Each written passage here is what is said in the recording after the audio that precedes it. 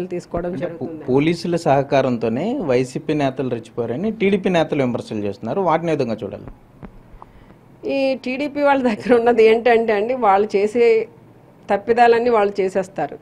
చేసిన తర్వాత వాళ్ళు ఏంటంటే మళ్ళీ ఆ తప్పిదాన్ని వైసీపీ వాళ్ళ మీద వేసి వాళ్ళే ఇట్లా చేశారు అంటారు. ఇది నేను కూడా ఇక్కడ నా నియోజకవర్గంలో ఫేస్ చేశానండి. మీ అందరు కూడా చూసున్నారు. మొన్న ఎవరి మీద దాడి చేశారు, స్వయంగా నా మీదనే. నేను మా నాయకుడి ఇంట్లో నేను ఉంటే నా దగ్గరికే ఇక్కడ పోటీ చేస్తున్న టీడీపీ క్యాండిడేట్, అక్కడ సీనియర్ లీడర్గా ఉన్న ఒక ఆయన, ఇద్దరు కలిసి వచ్చి దాడి చేయడం జరిగింది.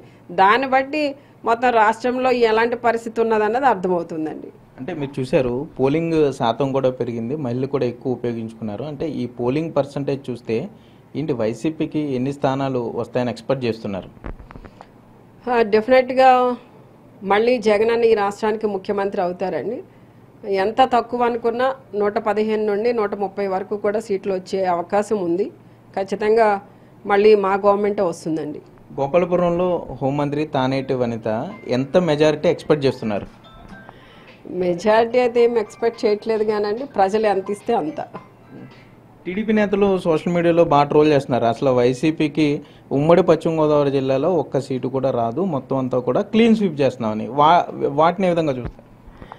అంటే జనరల్గా అండి, ఇప్పుడు వాళ్ళు ఏంటంటే ఒక మైండ్ గేమ్ ఆడుతున్నారు.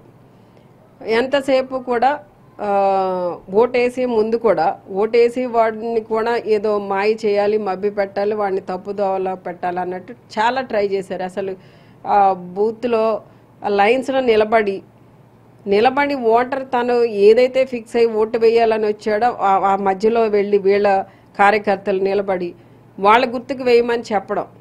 అలానే అక్కడ లోపల ఎవరైతే కొంచెము విజన్ సరిగ్గా లేని వాళ్ళు, ఓల్డ్ ఏజ్ వాళ్ళు ఎవరైనా వెళ్తే వాళ్ళ దగ్గరికి వెళ్ళిపోయి వీళ్ళ మనుషులే నొక్కేసే ప్రయత్నాలు చేయడం.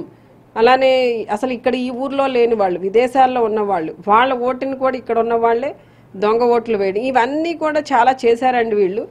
ఇన్ని చేసి మళ్ళీ ఏమీ తెలియనట్టుగా ఈ రోజున అంతా కూడా మాకే అనుకూలంగా ఉంది, అంతా మొత్తం గాలంతా మా వైపే ఉంది, సర్వేలన్నీ మా వైపే ఉన్నాయని కొన్ని ఫేక్ సర్వేలు చూపించి వాటిని అడ్డం పెట్టుకుని ఏదో ప్రజలని మభ్యపెట్టి మాయ చేయాలని చూశారు.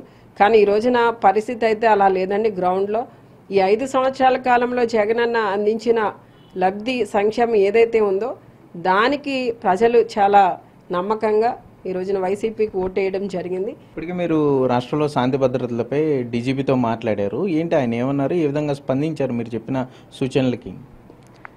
అంటేనండి, ఈ రోజున ఇందాక మనం అనుకున్నాం డిపార్ట్మెంట్లో కొందరు బ్యాలెన్స్డ్గా లేరు అనేది, కొంతమందికి ఫేవరిజం చూపిస్తున్నారు అనేది. ఇప్పుడు వాళ్ళు ఒకవేళ నిజంగా ఫేవరిజం చూపించాలి డిపార్ట్మెంట్ అంటే ఎప్పుడు చూపించాలండి?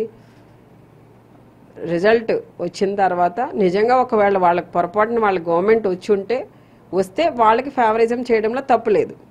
కానీ ఇంకా ఇక్కడ ఏం నడుస్తుంది? ఎన్నికల కోడ్ ఉంది. ఎవరికి ఫేవరిజం చేయవలసిన అవసరం లేదు. వాళ్ళ డ్యూటీస్ వాళ్ళు సక్రమంగా నిర్వర్తిస్తే చాలు. ఈ రోజున ఇన్ని అల్లర్లు జరుగుతున్నాయంటే కారణం మన సపోర్ట్ అనేది లేకుండా, వాడు అంటే ఒకవేళ సపోర్ట్ అంటే డైరెక్ట్గా నువ్వు ఇవ్వలేకపోవచ్చు, కానీ ఇండైరెక్ట్గా వాళ్ళ చేసే దాడులకి, వాళ్ళు చేసే ఈ భయంకరమైన చేష్టలకి మనం చూసి చూడనట్టు వదిలేసినా, అక్కడ లా అండ్ ఆర్డర్ని కంట్రోల్ చేయకపోయినా కూడా ఇలాంటి భయంకరమైన సిచ్యువేషన్స్